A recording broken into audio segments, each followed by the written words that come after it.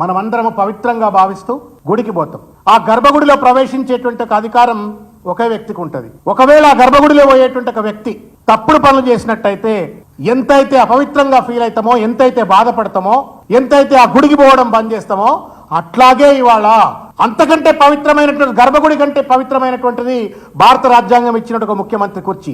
ఆ కుర్చీలో కూర్చున్నటువంటి వాడు విచ్చలవిడి దోపిడికి పాల్పడుతున్నాను విన్నాము, ఆర్ఆర్ ట్యాక్స్లు అన్నాము, లేకపోతే సెటిల్మెంట్లు అన్నాము, ఇంకేదో ఏదో విన్నాము. ఆఖరికి వాళ్ళ ఛార్జ్ షీట్ లో పేరు వచ్చింది, లఫంగి పనులు చేసిండు అని చెప్పని పేరు వచ్చిన తర్వాత ఆ కుర్చీ మీద కూర్చునేటువంటి ఒక నైతిక అర్హత రేవంత్ రెడ్డి గారికి ఉందా? దయచేసి ఒక్కసారి మీడియా మిత్రుల్ని, తర్వాత తెలంగాణ సమాజాన్ని ఆలోచించాలని చెప్పని కోరుతా ఉన్నాను.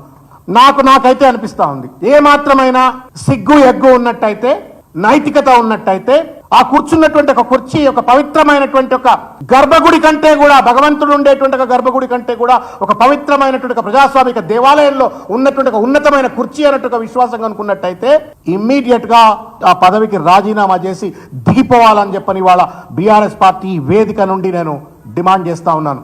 నేను ఎందుకు ఈ మాట చెప్తా ఉన్నానంటే, చాలా మంది గతంలో దేశంలో, నేనే ఉట్టుట్టిగానే రాజీనామా చేయమని చెప్పట్లా, there are several precedences in this country. 2024 సంవత్సరంలో లిక్కర్ స్కామ్ సంబంధించినటువంటి ఆరోపణలు వస్తే విచారణకు పోయే ముందే ముఖ్యమంత్రి పదవికి రాజీనామా చేసి వెళ్ళిపోయిండు. తర్వాత బిఎస్ యడ్యూరప్ప 2011 సంవత్సరంలో బీజేపీ ముఖ్యమంత్రి, ఆయనను మైనింగ్ సంబంధించిన అంశం పైన లోకాయుక్త రిపోర్ట్ లో ఆయన పేరు వస్తేనే ఆ రోజు ఉన్నటువంటి ఒక బీజేపీ అతన్ని రాజీనామా చేయించింది, ముఖ్యమంత్రి పదవిలో కూర్చోడానికి అనర్హుడు అని చెప్పని. మనందరికీ గుర్తే ఉంటుంది, 2010లో A Raja telecom minister DMK 2G spectrum లో ఆయన పేరు వస్తే ఆయన మంత్రి పదవి నుండి రాజీనామా చేసిపోతాడు.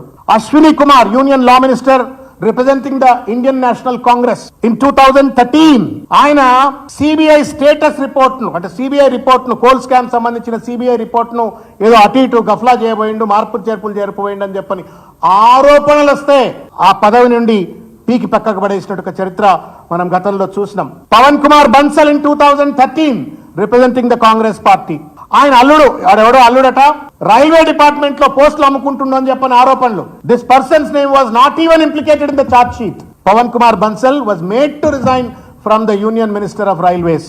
అశోక్ చవాన్ మహారాష్ట్ర, ఆయన పేరు మీద ఆదర్శ్ కుంభకోణం కేసులు పేరు వస్తే ఆయన రాజీనామా చేసి వెళ్ళిపోయిండు. Congress MP Suresh Kalmadi Commonwealth games లో ఆయన పేరు వస్తే ఆయన రాజీనామా చేసిపోయిండు 2010లో.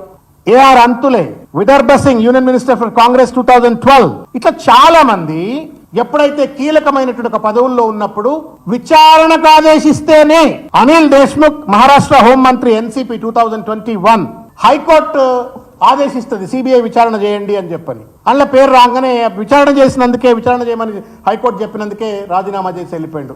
నేను రేవంత్ రెడ్డిని అడుగుతా ఉన్నా, మనిషికో మాట గొడ్డుకో దెబ్బ, ఇది గొడ్డుకో దెబ్బ కొట్టినట్టే. ఇది మీరు విచ్చలవిడి అవినీతికి పాల్పడుతున్నారని చెప్పని కోడే కూసినట్టుగా అటు మీడియా వర్గాలు కావచ్చు, ప్రజలు కావచ్చు, మీ సొంత పార్టీలో ఉన్న నాయకులు కావచ్చు, నెత్తి మీద నోరు పెట్టుకొని మొత్తుకున్నా మీరు సప్పుడు చేయలే. ఇవాళ కర్రు కాల్చి వాళ్ళ ఈడీ వాత పెట్టింది. డబ్బులు మీరు యంగ్ ఇండియాకు ఇవ్వడంలో, ఇప్పించడంలో పాత్ర పోషించిండ్రు అని చెప్పని, కోట్ల కొద్ది రూపాయలు మీరు విచ్చలవిడిగా పంచిండ్రు అని చెప్పని వార్తలు వచ్చిన నేపథ్యంలో ఎందుకు ఇంకా కుర్చీని పట్టుకొని ఎలాడుతున్నారు రేవంత్ రెడ్డి గారు? ఇంతమంది పెద్దల పేర్లు నేను చదివినా, వీళ్ళందరికీ లేని ప్రత్యేకమైన కొమ్ములు రేవంత్ రెడ్డి గారికి వచ్చినాయా? దయచేసి ఆలోచించాలని చెప్పి నేను కోరుతా ఉన్నాను. Suresh Kalmadi, Ashok Chavan, they are all very big names, senior leaders in the Congress party. మరి వాళ్ళకో న్యాయం, రేవంత్ రెడ్డికి ఒక న్యాయం ఏంది? సమాజంలో పెద్ద పెద్ద కుర్చీలో కూర్చున్నటువంటి వాళ్ళు పెద్ద పెద్ద ఆదర్శవంతంగా వ్యవహరించవలసిన అవసరం ఉంటుంది.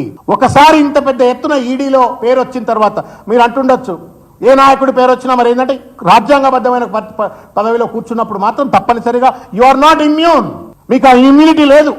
మీరు వెంటనే రాజీనామా చేసి ప్రజలకు జవాబుదారీగా ఉండవలసిన ఒక నైతికత మీ పైన ఉంది. వెంటనే రేవంత్ రెడ్డి రాజీనామా చేసి ఈ యొక్క విచారణకు ఏ రకమైనటువంటి ఒక భగ్నం కలగకుండా వెంటనే తోడ్పాటు అందించే విధంగా వ్యవహరించాలని చెప్పని ఈ సందర్భంగా నేను కోరుకుంటా ఉన్నాను.